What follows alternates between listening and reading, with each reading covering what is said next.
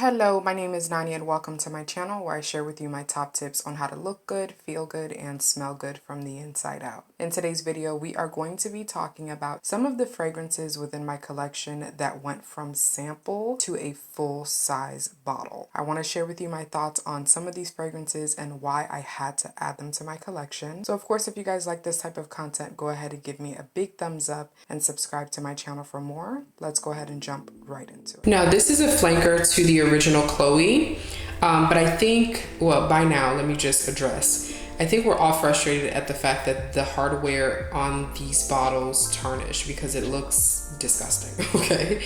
But anywho, this is Fleur de Parfum. And of course, by the name, it's more of the floral-centric, well, I mean, I guess they're both florals, but I guess the florals are just presented in a different way. I had a sample, I tried it and I smelled it, sprayed it on my skin, and I was like, wow, this is beautiful. I love the way that the floral notes, just were presented in the scent and the way that they radiated off of my skin. And so this one was one that I knew immediately I was going to add into my collection. And when I was able to find it for a discounted price, I was like, yes, add to cart. And I wore it and I've recommended it to you guys many times over. But if I'm honest, this is one that the more I wore it, the more I realized something about it that I don't like as well. And it's the fact that it has a little bit of an herbal nuance to it. And then also there's a sharpness that comes from the cedar notes in the base. Every time I see cedar as a note, I'm always like, ugh, because I've had several fragrances where those woody notes and specifically cedar was in there, that it was just too sharp, too heavy, just too much on my skin. It's almost like my skin radiates that specific note alone, and it just got too headache inducing for me. And I didn't like that. I don't like that at all, regardless of what fragrance it happens to me with. It's just a little bit too harsh for me, especially because it has kind of like a soapy, slightly herbal nuance to it as well. It just got really weird on my skin the more I wore it. But this is definitely one that when I first tested it out, I was like, yes, I need this floral fragrance in my collection. So again, that's Chloe's Fleur de Parfum. Alrighty, so this one is a beauty to me because it's so simplistic, but I love it. I've mentioned several times that for me, one of my favorite kind of like fruit, citrus tone and fragrances is Mandarin orange, or just any type of orange. Mandarin orange, clementine, tangerine, blood orange, whatever. But that type of smell is incredible to me, and it works beautifully on my skin when it comes to perfumery. And so this one, I ordered something else. I wasn't even expecting samples, and then they put samples in there. And usually if I get a sample, I'll try it out just to see. But the name intrigued me because it's called Mandarin Basilic. So I thought this is gonna be like a Mandarin and basil type of scent. This is basically, you're walking around smelling like a Mandarin orange, like a clementine. Like that's literally what you smell like. But it's very juicy, very ripe, very invigorating, very fresh and sweet, and just delicious. It's almost like you just bought oranges from the store and that's what you smell like. And I know for some people they might be like, ugh, like no. But for me, I want to smell like a clementine every day of my life, okay? This is so good.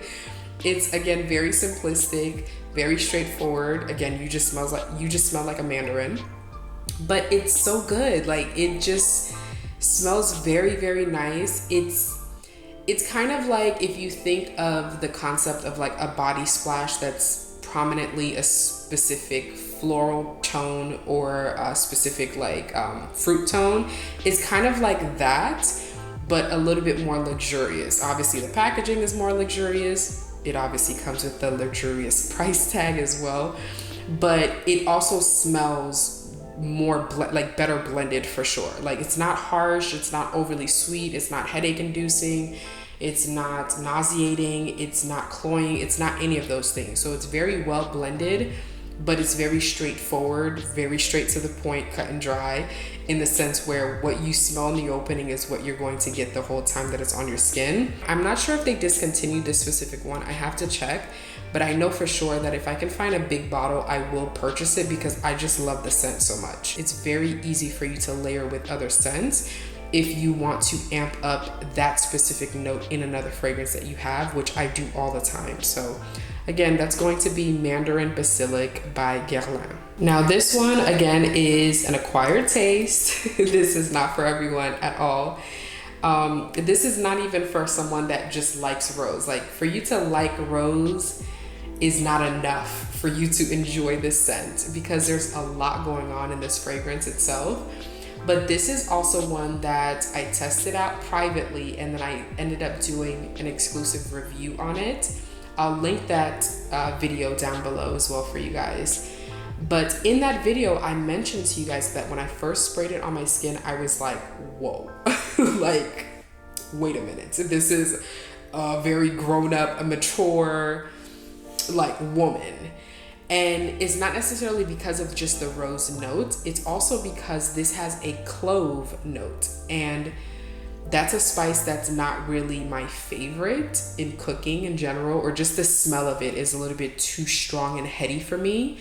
But this is done in the most perfected way possible, because there's something about the melange between those spicy notes, those earthy notes, and the floral notes in this fragrance that smells very kind of like antique. Okay, so you know how in weddings they say something old, something new, something borrowed, something blue. This to me smells like the something old, but I feel like the something old is always something that is so precious and so important to the family. So I want you to kind of get in that frame of mind. Not that it smells, at least to me, not that it smells outdated or vintage or any of those things. It just smells important. It smells valuable. It smells precious. It smells like one of a kind. It smells like elegance and class and sophistication. Like, it's a beautiful, beautiful scent. Very powerful. This is one that I will say, do not overspray because you will choke and die. This is very, very strong, and it's just such a beauty, and one that I'm just absolutely obsessed with. So again, that's Portrait of a Lady by Frederic Malle. Now this one is also a fragrance that I don't think everyone will like. It is, I feel like everyone wants to say every scent is unisex, but it does lean more on the masculine side in my personal opinion, especially when you first spray it. But this is pretty much a prominently amber scent. It has vanilla, it has tonka bean, benzoin, so it's a very kind of like resinous type of fragrance, but I love it because of the amber note.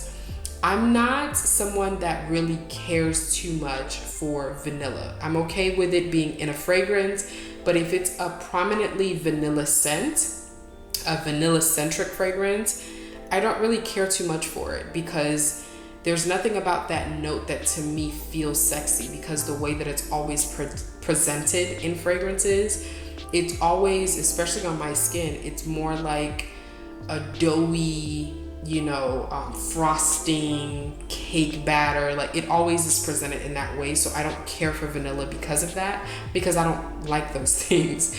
So for me, one of my favorite notes is amber and tonka bean, and this fragrance has both of those notes in it. And so for this specific scent, I remember when I first tested it out, I was like, okay, this does lean masculine, and so I almost gave up on it, because I was like, this leans more on the masculine side. No matter how much I enjoy just how aromatic and just sweet and delicious it smells, it smelled more like something a man should be wearing. And then I let the baby dry down, and that was probably the worst thing that I did was let it dry down, because as soon as it dried down on my skin, I became hooked. Okay, like, this scent is such a beautiful, sweet amber, quite resinous, quite aromatic. It's so delicious, and I am obsessed with it. I am honestly, out of the line from Francis Kurkdjian, this is probably the only one that I'm like, I understand the hype around it. The other fragrances, just, I don't care for that scent profile. For this one, it's just phenomenal to me. The way that the notes are blended, the way that it performs, the way that it projects, it's so just comforting, but at the same time very like powerful and sexy. This is a perfect scent that you can wear for like date night, up close encounters, anything intimate, because as it dries down, it becomes a bit softer, but it still projects in a way where people around you will be intoxicated by your scent trail. It's so delicious. It is one that I feel like, again, leans quite masculine, but not overly there. Like, I feel like this is one that if a woman wears it, depending on the occasion, it'll feel appropriate, if that makes sense. But for a man, I feel like this is one that you have to have in your fragrance arsenal for sure. Like, this is just amazing. It's intoxicating, it's deep, it's rich, it's sweet, it's very comforting, cozy, but still quite sexy and powerful. I just love it so much. And this is also one that almost feels like a larger than life type of scent. Like, it's the name of the scent, I understand it, because there's something about it that feels very grand. There's something about it that feels very luxurious and powerful, and I just love it so much. So again, that's going to be Soir by MFK. Now, those are just a few fragrances in my collection that went from me trying out a sample